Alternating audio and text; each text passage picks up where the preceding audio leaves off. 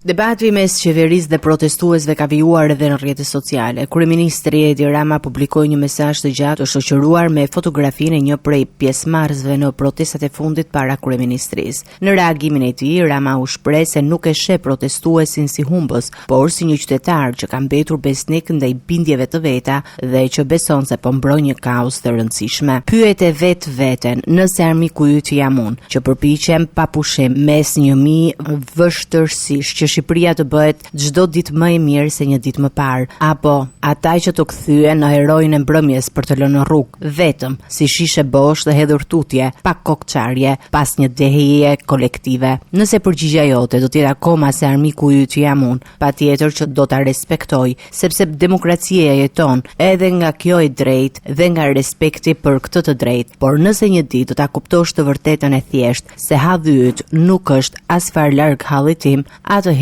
mos i prit aty ata që do të kthehen përsëri në mbrëmje. Në mesazhin e tij, Rama kritikoi gjithashtu rolin e grupeve të ardhura nga diaspora, profileve anonime në rrjetet sociale, figurave politike opozitare dhe personazheve publike që sipas tij po nxisin zemërimin e protestuesve dhe po përpiqen të përfitojnë politikisht nga situata. Ikën edhe karvanet e diasporës nga Kosova e Tetova, ikën qorallapajt, ikën ballibullistat, ikën sypuliturit opozitar që të vinin rrotull duke folur me pasqyrën e tualetit digjital para fytyrës së tyre hipokrite, ikën karikaturat parlamentare që nxirrnin kokën pas shqiponjës mbi kurrizin tënd, së bashku me armatat armike të profileve falso e të raketave digjitale që hedhin pa pushim nga lindja tutje e Europës drejt sheshit televiziv të revolucionit të flamingove dhe shpërndarje në mijëra thërrime lajkash, followerash falso. Por reagimi i kryeministrit mori menjëherë përgjigje nga personi identifikuar në postimin e tij, protestuesi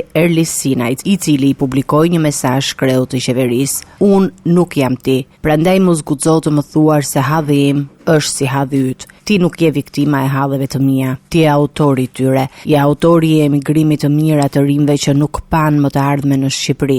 Je autori i padrejtësive që i detyroi njerëzit të largohen nga vendi i tyre. Je autori i arrogancës së një pushteti që nuk dëgjon më askënd përveç vetes. Sipas tij, qytetarët nuk dalin në protestë për shkak të ndikimit të rrjeteve sociale, opozitës apo figurave publike, po për shkak të vështirësive të përditshme me të cilat përballen. Ai argumentoi se pakënaqësia lidhet me problemet ekonomike, shërbimet publike, largimin e të rinjve dhe ndjenjën e humbjes së besimit tek institucionet. Mijëra njerëz nuk mbushin sheshet sepse i manipulon algoritmi, nuk protestojnë sepse u kërkojnë influencerat, nuk zemërohen sepse u dikton opozita. Ata dalin në shesh sepse jetojnë realitetin çdo ditë, sepse paguajnë faturat, sepse kërkojnë punë, sepse presin në spitale, sepse shohin fëmijët të largohen, sepse ndihen të huaj në vendin e tyre, dhe kur ti përpiqesh ti paraqesësh si turm të përdorur, nuk po i kupton, po i përçmon. Fotografia ime në murin tënd më bën pis.